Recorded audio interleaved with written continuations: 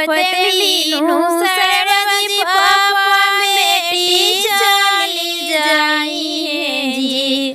राजा मामिया के लाजी पापा